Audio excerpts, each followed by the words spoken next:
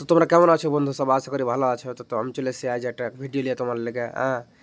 Business করতেই হবে ভাই, কারোবার করতে। আমি মাঠে করেছি খামার। খামার মানে গরু ছাগল পালন, ছাগল পালন, মুরগি পালন, মাছ পালন, এগুলো আমি করেছি মাঠে।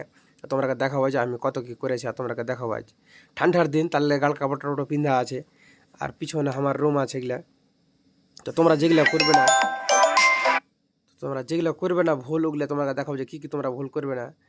তোমরা যদি ছাগল অসুখ হয় তো লাখে একটু তেল দিবা, ভালো তেল, সরষের তেলগুলো দিবা। হ্যাঁ, আর খরচ অবশ্য কম করার চেষ্টা করবা, যে কম খরচে কীরকম করে তোমরা করতে পারবে।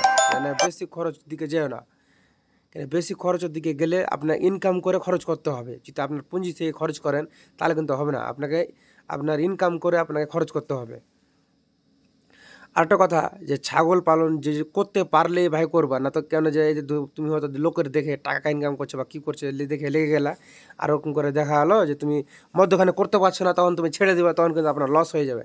আগে ভেবে চিন্তা করতে হবে আপনাকে, জিনিসগুলো দেখে শুনে আগে ভেবে নিতে হবে যে আমি পারবো কি পারবো না। কেন যেখানে একটা নোংরা কাজ, একটু ছাগলকে সাফ করে রাখা, মানে ফ্রেশ রাখা, আর নোংরা সাফ করা, গু সাফ করা, পায়খানা সাফ করা, গরুর পায়খানা সাফ করা, মুরগির পায়খানা সাফ করা, এগুলো কিন্তু সব জনের পক্ষে সম্ভব না। আপনাকে একটু বুঝে সুঝে করতে হবে। তো আপনার যে আটার কথা, যে আপনার যদি টাকা যদি 100 টাকা থাকে ভাই, তাহলে আপনি কিন্তু 30 টাকাই লাগাবেন ব্যবসায়। কেন পুরো টাকা লাগিয়ে দিলে আপনি বিজনেস সামলাতে পারবেন না। এটা আমার সবার কাছে অনুরোধ, যে আপনি 300 টাকা থাকলে 100 টাকায় বিজনেসে লাগাবা, সবই লাগিয়ে দেবে না। আমি খালি মাঠে করেছি, এত গন্ধ টন্ধ কিছু না হয়, আর বা ফ্রেশ মাঠে। এখানে পুরো দিকে চারিদিকে সরষা, আর মধ্যখানে আমার জায়গাতে আমি করেছি এখানে। তো কেমন লাগে তোমরা কি একটু বলবা, জানাবা। এখন তো অনেকই কিছু বাকি আছে করতে, আর চলছে এখন মোটামুটি। পিছের দিকে আপনাকে ঘরগুলো দেখাবো। এখানে আমি সামনে করেছি পুকুর, এটা আমার পুকুর। পুকুরে জল কম ছিল, পুকুরে জল দিয়েছি। এখন এখন পুকুরে মাছ আছে, ট্যাংরা মাছ আছে, শিং মাছ আছে এখানে। এখন মাছগুলো অনেক বড়ো হয়েছে, আগে ছোটো ছিল, এখন বড়ো হয়েছে। পুকুরের পাশেই আমি আছি এখন। আর ওগুলো আমার সামনে ঘর করেছি আমি। তো আমি এখন এগুলো যে করেছি, তো আমার অবশ্যই এখন 3-3.5 লাখ টাকা খরচ হয়ে গেছে।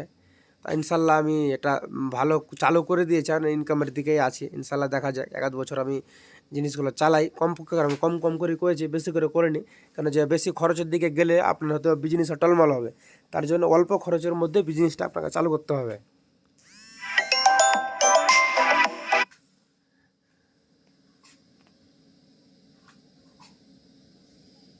তো আপনাকে এই জন্য বলি যে কম খরচ আপনারা কী থেকে করবেন, ওটা দেখতে হবে, আপনাকে বুঝতে হবে।